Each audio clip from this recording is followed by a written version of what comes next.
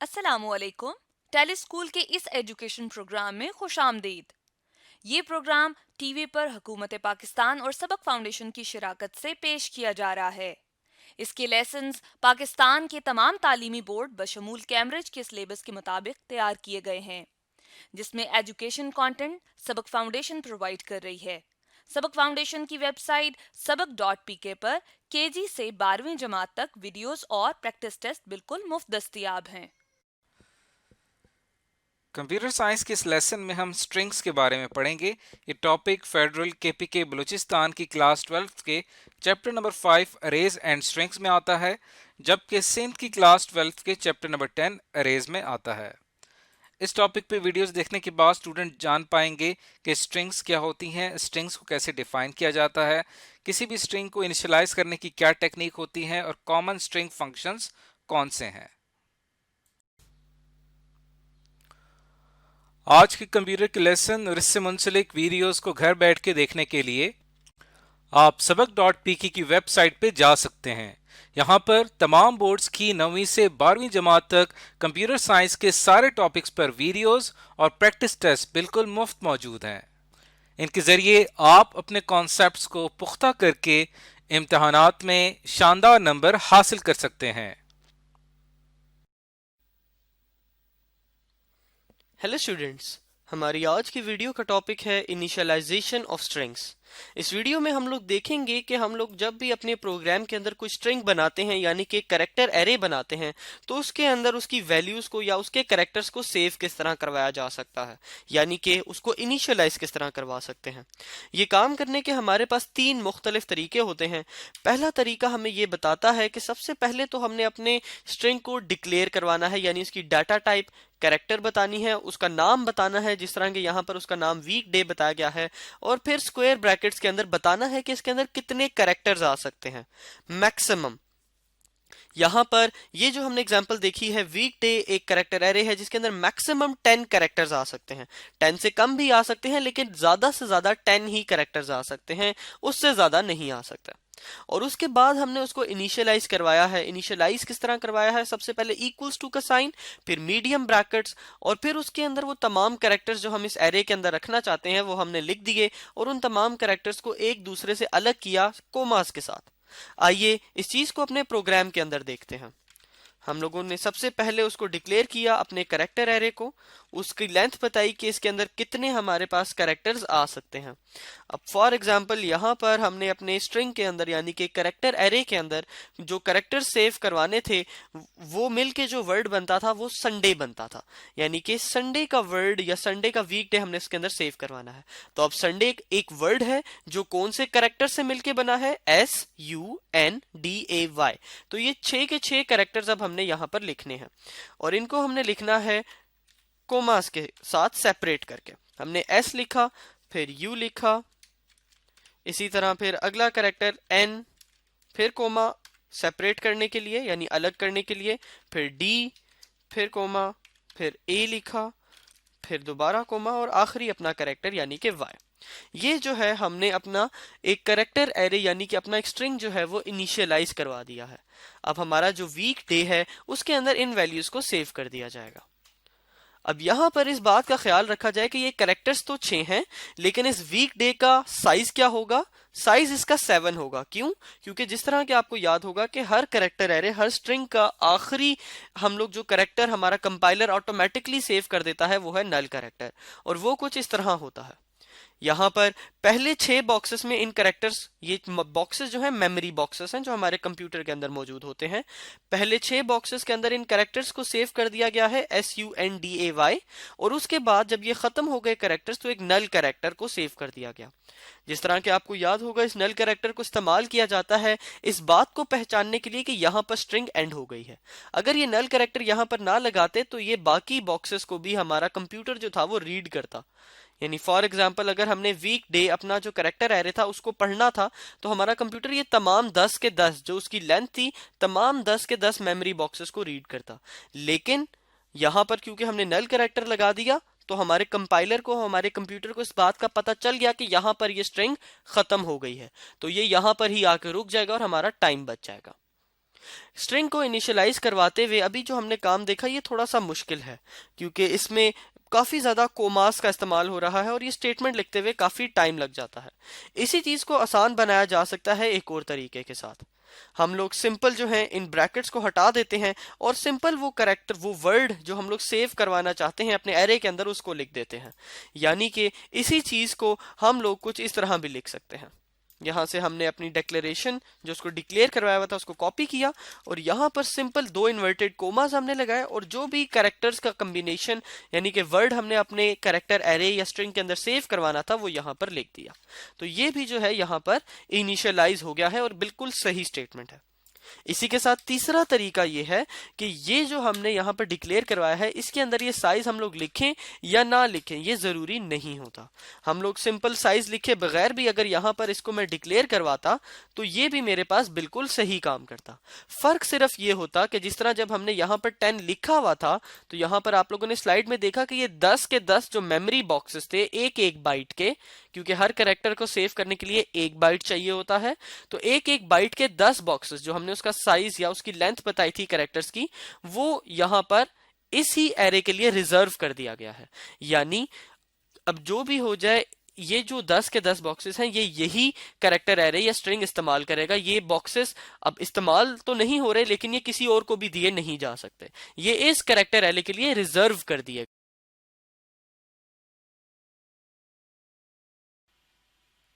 Hello students, हमारी आज की वीडियो का टॉपिक है example on different string functions. इस वीडियो में हम लोग एक एग्जाम्पल सॉल्व करेंगे उन फंक्शंस की मदद से जो हमने इससे पिछली वीडियोस में देखे थे, जो हमने स्ट्रिंग्स के ऊपर लगाए थे। तो एग्जाम्पल हमें पहला टास्क जो बता रही है वो ये कह रही है कि रीड करें 2 स्ट्रिंग्स ऑफ साइज 20। यहाँ पर इस बात का ख्याल रखा जाए कि हमें रीड करने का बोला जा रहा है, इनिशियलाइज करने का नहीं। यानी यूजर जो है वो डाटा को इनपुट करेगा और हमने उसको सेव करना है। तो सेव करने के लिए सबसे पहले हमने डिक्लेयर करवाना होता है स्ट्रिंग्स को, ताकि हम लोग मेमोरी में कुछ जगह सेव कर दें जिसके अंदर हम लोग जो हैं उस एंटर करदा चीज को जो यूजर एंटर करे उसको सेव कर सकें। और इसका साइज हमने क्या रखना है 20 ऑफ साइज 20। तो हमने एक स्ट्रिंग डिक्लेयर कराया कैरेक्टर एरे यानी कि कार S1 और उसका साइज रख दिया 20। इसी तरह हम लोग एक और कैरेक्टर एरे यानी कि स्ट्रिंग डिक्लेयर करवा देते हैं जिसका भी हम लोग साइज रखते हैं 20। अब हमने ये जो है यूजर से इनपुट लेनी है, तो सबसे पहले हम लोग यहाँ पर प्रिंट करवा देते हैं कि एंटर स्ट्रिंग 1, एंटर स्ट्रिंग 1। और जैसे ही हमारे पास ये लिखा हुआ है उसके साथ एक लाइन छोड़ दी जाए ताकि जो हमारी आउटपुट है वो रीडेबल हो। और जैसे ये लिखा हुआ है तो उसके बाद जो भी यूजर हमारी चीज एंटर करे उसको हमने सेव कर लेना है किसके अंदर, अपने स्ट्रिंग 1 के अंदर। तो सेव करने के लिए हमने गेट्स का फंक्शन इस्तेमाल किया और S1 को सेव कर लिया। इसी तरह फिर हमने आउटपुट में एक चीज प्रिंट करवानी है कि एंटर स्ट्रिंग 2। सॉरी स्टूडेंट्स, ये यहाँ पर हमारे पास प्रिंट हो जाएगा एंटर स्ट्रिंग 2। ये जो है हमने यहाँ पर एंटर स्ट्रिंग 2 कर दिया और इसके बाद जो भी चीज एंटर की जाएगी उसको भी हम लोग गेट्स की मदद से ही सेव कर सकते हैं S2 के अंदर। तो ये हमने अपनी एग्जाम्पल का पहला काम कर लिया। हैं अपनी एग्जाम्पल में और देखते हैं कि अगला काम हमने क्या करना है।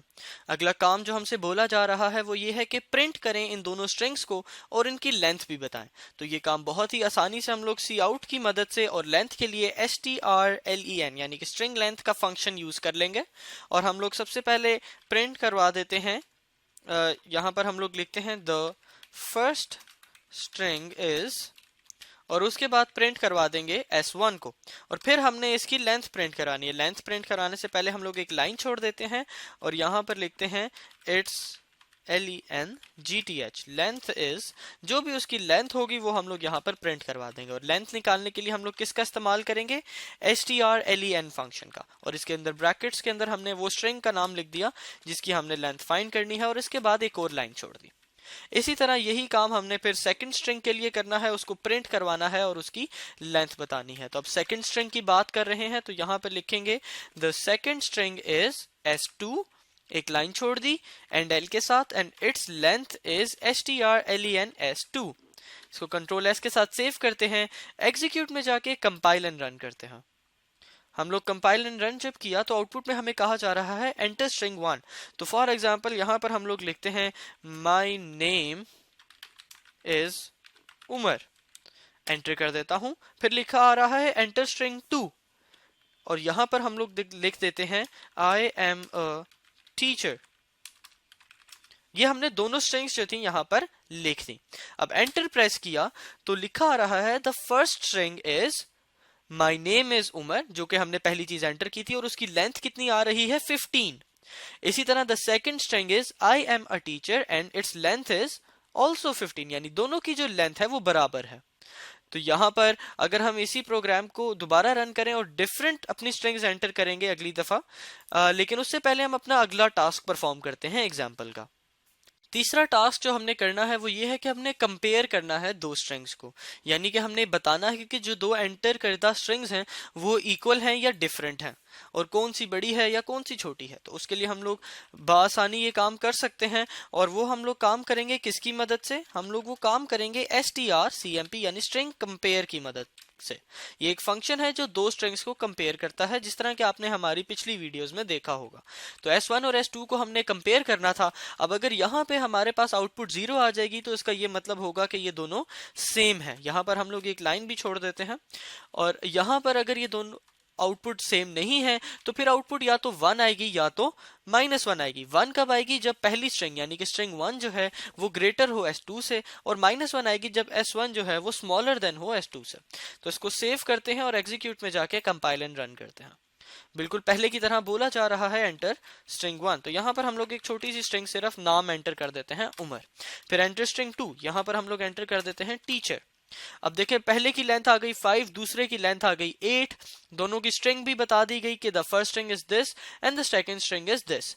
अब आउटपुट में आ रहा है 1, ये जो स्ट्रिंग कंपेयर की आउटपुट थी उसमें आ रहा है 1। इस बात का क्या मतलब है कि जो फर्स्ट स्ट्रिंग थी वो सेकंड से ग्रेटर है। बिल्कुल ऐसा ही है, क्यों, क्योंकि जैसे ही पहला कैरेक्टर कंपेयर हुआ U और T, तो U बाद में आता है, तो जो बाद में आता है वो वाली स्ट्रिंग ग्रेटर हो जाती है। तो ये यहां पर हमारे पास 1 आ गया। इसी तरह हम लोग यहाँ पर इस चीज को अपने लिए बेहतर भी बना सकते हैं। किस तरह, ये जो भी स्ट्रिंग कंपेयर की आउटपुट आएगी इसको हम लोग एक वेरिएबल के अंदर स्टोर करा लेते हैं, फॉर एग्जांपल a के अंदर, और इस a को कह देते हैं हम लोग यहाँ पर डिक्लेयर कर देते हैं इंटीजर a। अब यहाँ पर हम लोग कहते हैं कि इफ हमारे पास a जो है वो इक्वल्स हो 0 के, इक्वल टू हो 0 के, तो हम लोग क्या प्रिंट करवा दें, प्रिंट करवा दें कि the two strings are equal. यहां पे पहले एक लाइन छोड़ देते हैं और फिर प्रिंट करवा देते हैं two strings are the same, क्योंकि अगर सेम होगी तो आउटपुट 0 आएगी इसकी और वो a के अंदर सेव हो जाएगी।